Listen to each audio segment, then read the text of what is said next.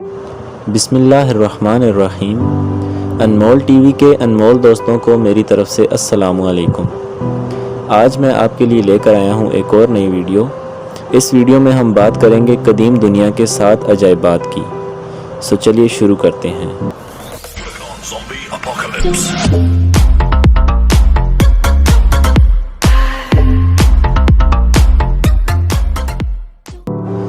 Great pyramid of گزا۔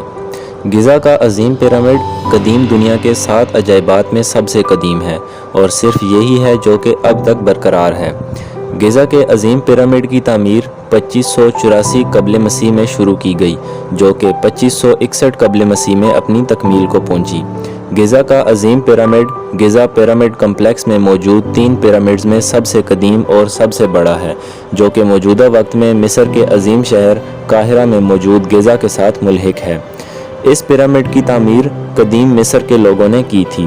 قدیم مصر قدیم شمالی افریقہ کی ایک تہذیب تھی جو کہ دریائے نیل کے نچلے حصے کے ساتھ آباد تھے، اسی جگہ پر جو کہ مصر کے نام سے جانی جاتی ہے۔ موجودہ دور میں اس کا کافی حصہ ختم ہو چکا ہے، مگر اب بھی یہ اپنے پرانے مقام گزا نیکروپولس یا گزا پیرامڈ کمپلیکس میں ہی واقع ہے۔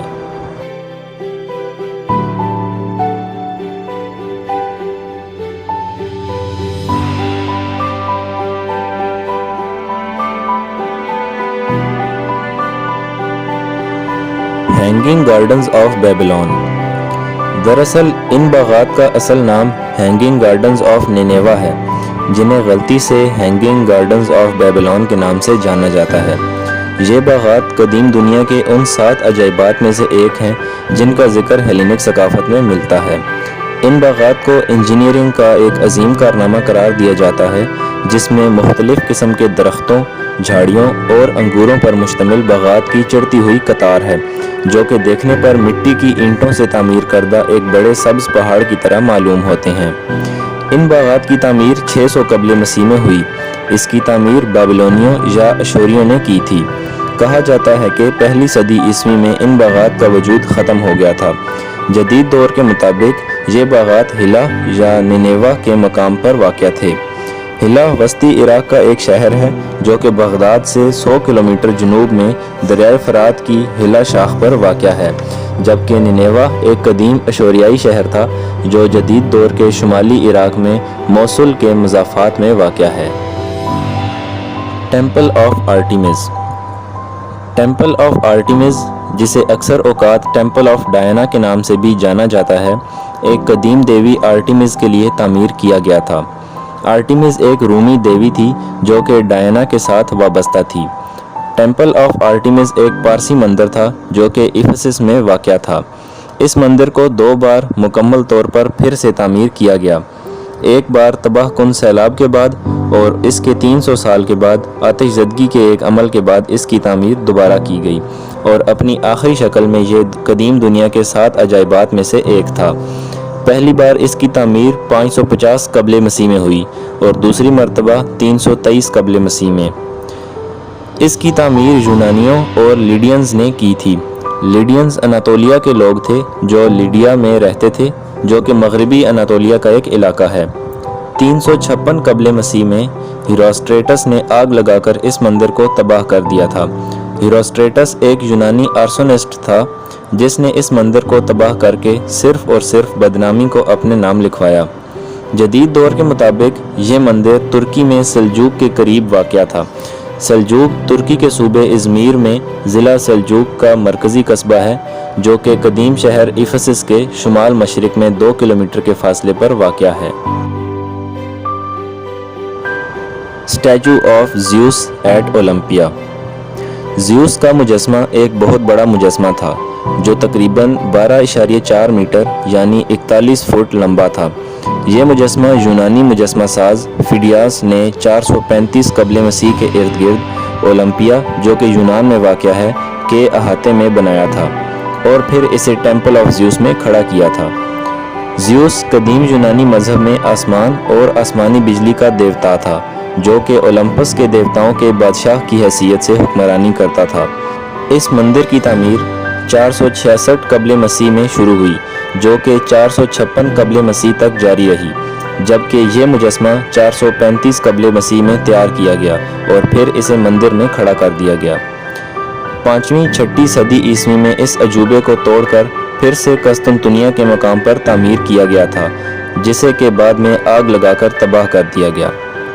جدید دور کے مطابق اس کا مقام اولمپیا بتایا جاتا ہے۔ اولمپیا الیس کا ایک چھوٹا سا قصبہ ہے جو کہ یونان میں جزیرہ نما حصے پر واقع ہے۔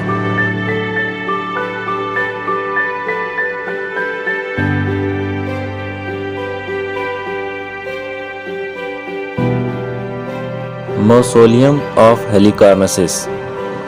ہیلیکارنسس کا مقبرہ، جسے عام طور پر موسولس کا مقبرہ بھی کہا جاتا ہے، یہ مقبرہ 353 قبل مسیح سے 350 قبل مسیح کے درمیان ہیلیکارنسس میں موسولس اور اس کی بہن کے لیے تعمیر کیا گیا تھا۔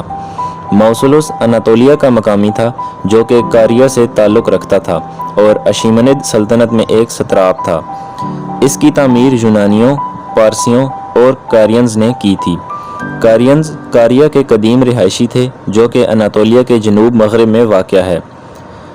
12 صدی عیسوی سے 15 صدی عیسوی کے درمیان کئی شدید زلزلے آئے جن کے نتیجے میں اس مقبرے کا وجود ختم ہو گیا۔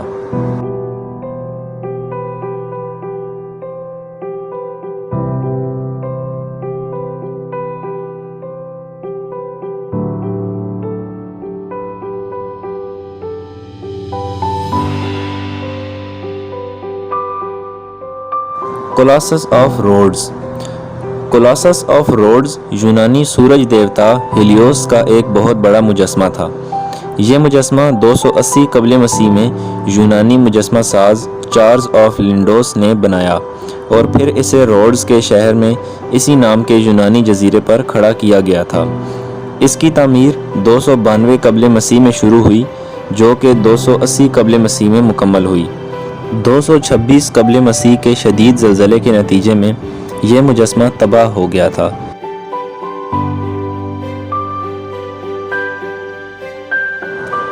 Light house of Alexandria.